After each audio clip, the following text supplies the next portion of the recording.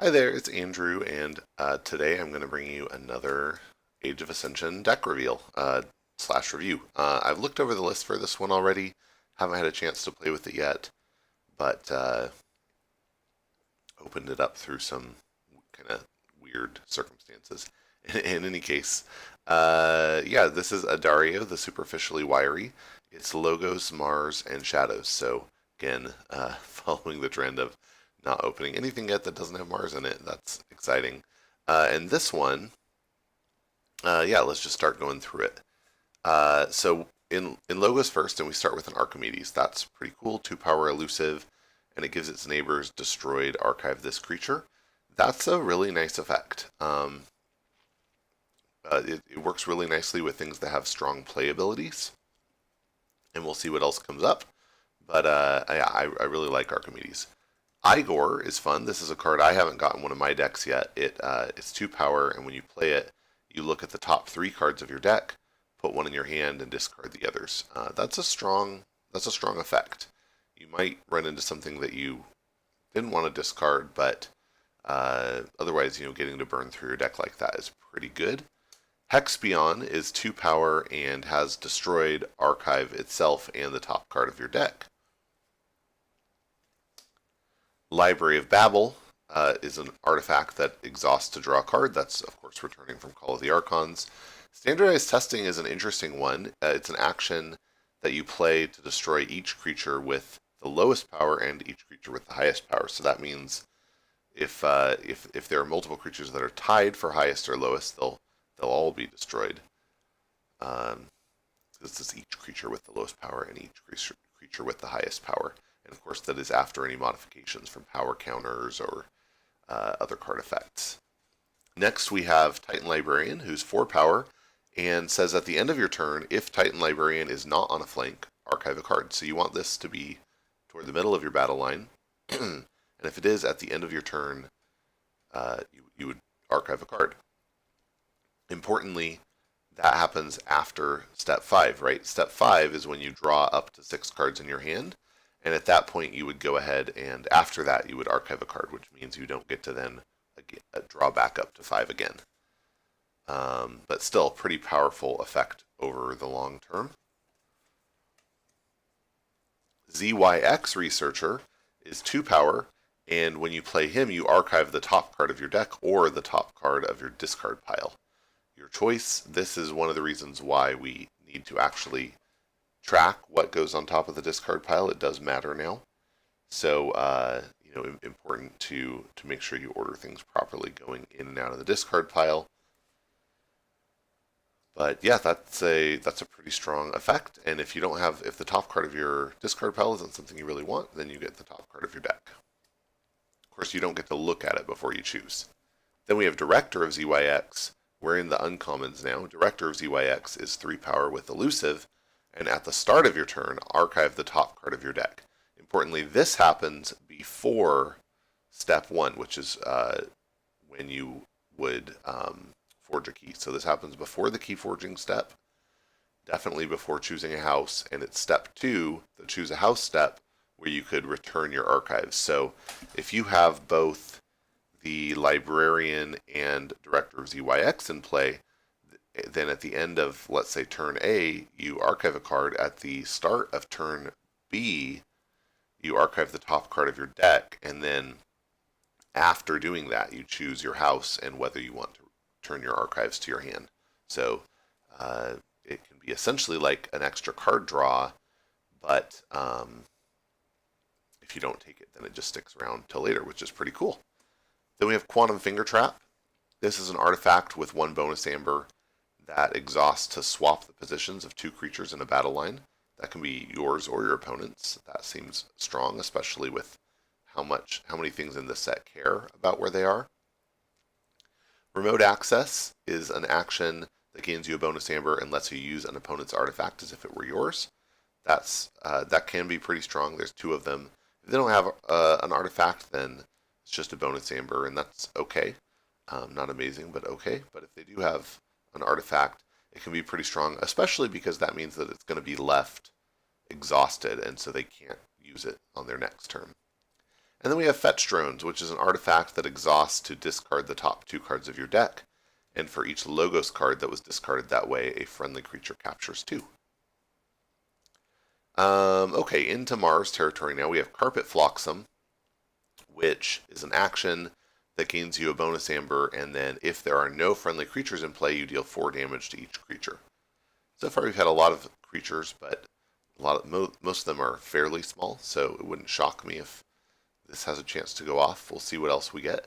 Ixixli Fixfinger is 2 power with elusive, and it also has 2 armor, and it gives all other Martian creatures +1 armor, yours and your opponent's.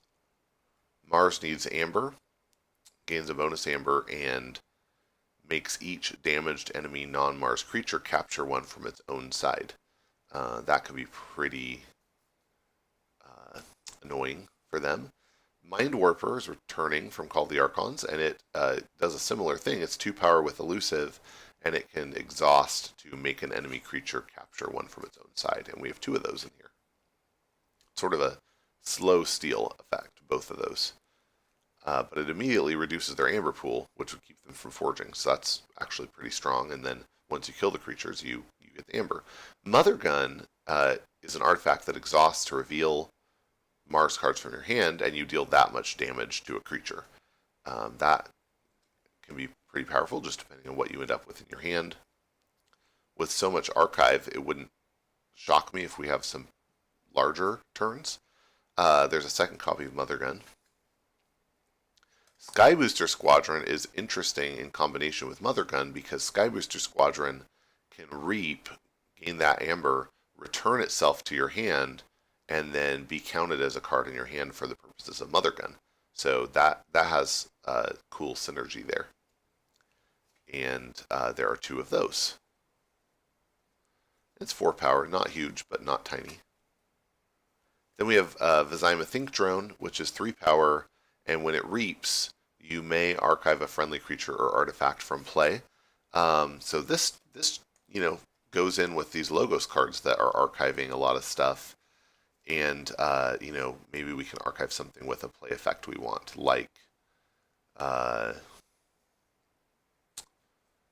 I guess so far the ones with play effects that we would care about would be the Researcher or Igor, right? I know there's some coming in Shadows, but so far those would be the only ones we'd really care to. Although it is also a way to put extra cards in your hand for the next turn for using the Mother Gun, if you really think you want to do that. Xanthax Harvester, there's 2 of these in here. 3 power, when it reaps it gains an extra 1, but it can't be used while it has a non-Mars neighbor. And that's actually really interesting with the Quantum Finger Trap, because I think there's the possibility there to actually be able to manage this.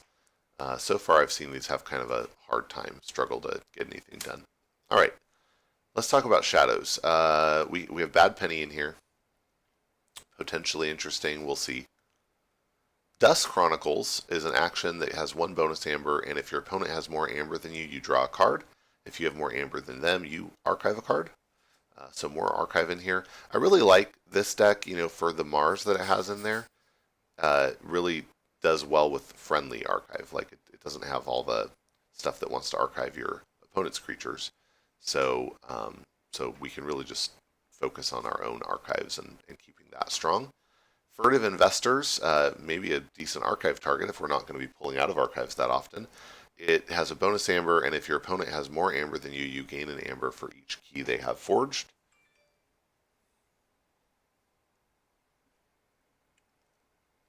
So potentially up to 3 amber from that. Lamindra has deploy and elusive, and gives its neighbors elusive. It's 1 power though. And here I mentioned cards with strong play effects. Ronnie is certainly one of those. Ronnie Risk Clocks is 2 power and has play steal 1, but if your opponent has 7 or more, steal 2 instead. So yeah, this would be really nice to put next to Archimedes or to archive with the Vizima Think Drone. I'd be happy to take that off the board and back into my hand. And we have a second one. So that's pretty good instant steal there. We have a Sucker Punch, gain a bonus amber. It's alpha, so you have to do it first thing. You deal 2 damage. If it kills something, it has to be to an enemy, and if it kills that thing, then you archive it. So again, this factors into the we get to archive our own stuff. That's pretty good. This so far I think is the only card with alpha, so there's not going to be conflict there. That's nice. Umbra is a 2-power creature coming back from Call of the Archons that has Skirmish and Fight Steal 1. Not bad. Tiny, but not bad. Brend the Fanatic is kind of funny. So we're into these uncommons now. Brend is 3-power with Skirmish. When you play it, your opponent gains an aember, and when it's destroyed, you steal 3. And this, if this is next to an Archimedes, for example, then you can fight with it, and then if it does get killed, you'll get to choose the order of resolution, so you can steal the 3 and then archive it, which could be pretty powerful. Too Much to Protect is a fantastic card, not new in this set. Gain an aember, steal all but 6 of your opponent's aember. Not fantastic synergy there with the Ronnie wrist clocks, except, if your opponent is on 20 and you steal 14 and then can play Ronnie to steal the last one, that's fine.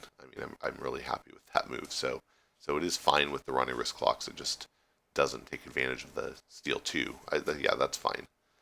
I wouldn't cry about that. In rares, we have Lethal Distraction, which gains you a bonus aember, and then you choose a creature, and for the remainder of the turn, whenever this creature takes damage, it takes an additional 2. And then we have Sack of Coins, which has a bonus aember, and you deal 1 damage to a creature for each aember in your pool. So looking at this, I'm actually pretty excited about this deck. Has really good steal. No big creatures. Sack of Coins has potential to do serious damage. So do the Mother Guns, actually. Lethal Distraction can amplify the damage from Sack of Coins or from fighting with Umbra or Brend. Has really good Amber control options and strong archive ability that I think is really good. Some potentials for Amber gain in Mars, although I wouldn't really count on it. Some Amber control, though, for sure, as well as direct damage ability that could be good. The Sack of Coins and the Mother Guns are both ways to potentially take out Brend and get that steal when it matters, even not on a Shadow's turn. So that can be pretty cool. There's even some Amber control in Logos and some 2 pieces of artifact control. That's really cool. Some battle line control that could matter for the harvesters and things that care about their neighbors. And then just like really strong archive and card control abilities that I'm pretty happy about. In standardized testing, you're pretty likely to be killing their creatures with the most powerful bit of it. Possibly yours with the least powerful bit, but that's probably okay. This seems pretty good. I'm really excited to try it. Less excited just because I feel like I have so much Mars, but this is different from the other Mars I've gotten so far, so there is that. And seems solid. We'll see how far it can go. Thanks for watching. If you enjoyed, feel free to subscribe, and I put more stuff up pretty frequently. Give me a like, and until next time, keep forging.